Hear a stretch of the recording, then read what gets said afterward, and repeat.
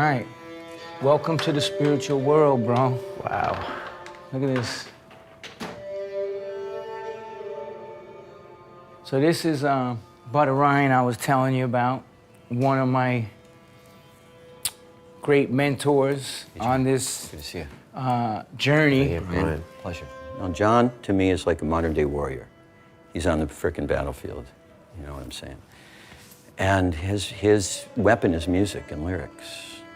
You know, he realizes, and what our journey has been together is that there's a underlying divine spiritual principle in life that most people aren't in touch with.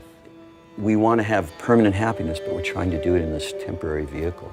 So that's a dichotomy. There's frustration. That's an oxymoron. Wealth, fame, chasing women, chasing men. These things will never really satisfy the heart.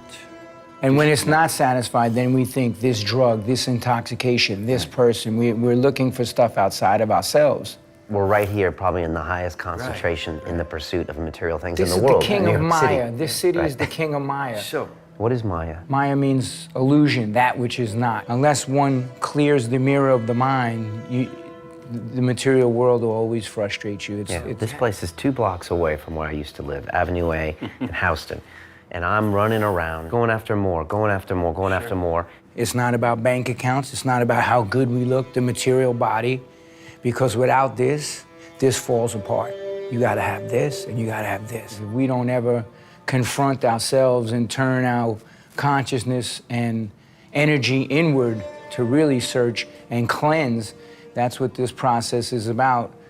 And that's why I brought you here today. It wasn't to like convert you to this or anything.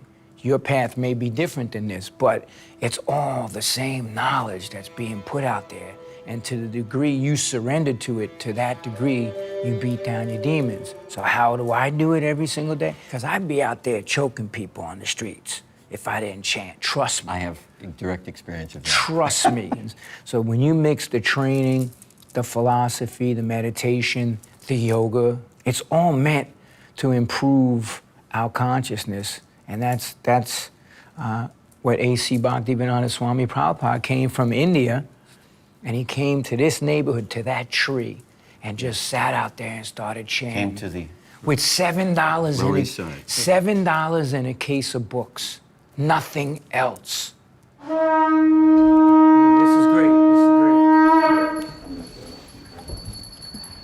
So we bow down to offer respects.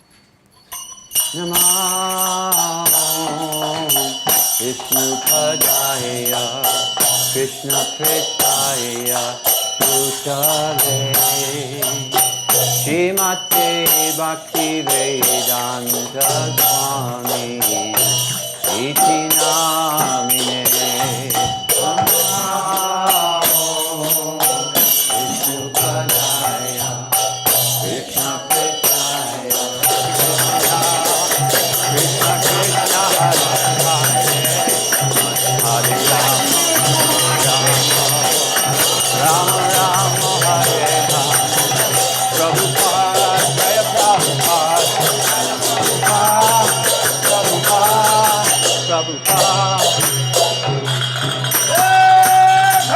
Gaura Premanandi Hare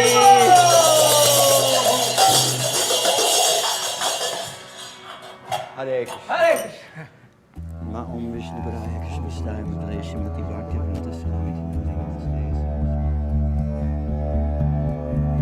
After 2 years of crack, cocaine, and pills, and alcohol, when I went into the temple, I said, if you don't let me stay here, I'm gonna be dead. And they let me move in. And I saw the pictures. I just uncontrollably started sobbing. It was like a magnet. I was like, wow, this is like, these are windows to the spiritual world. I took what Prabhupada was teaching and I put it in the street vernacular, and everybody took to it. Cro-Mags' first album, Major Quarrel. That album would not exist without... Come from the Vedas? Dude, the whole album. You know, what we really need in this world is more artists that are putting out uplifting messages to the world. That's what's needed. You're doing it through this television, this London Real show. You're reaching a lot of people, you know. And, you know, you have that calling, man. I mean, I don't even know how I got here as far as that whole journey, you know. I just was It's almost like I didn't know each step was getting me closer to, to putting these messages out.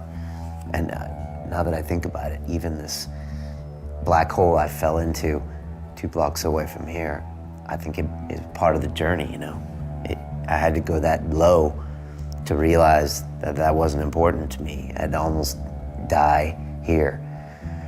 And then to start London Real when it wasn't a business, there was nothing, everyone was like, what's wrong with you?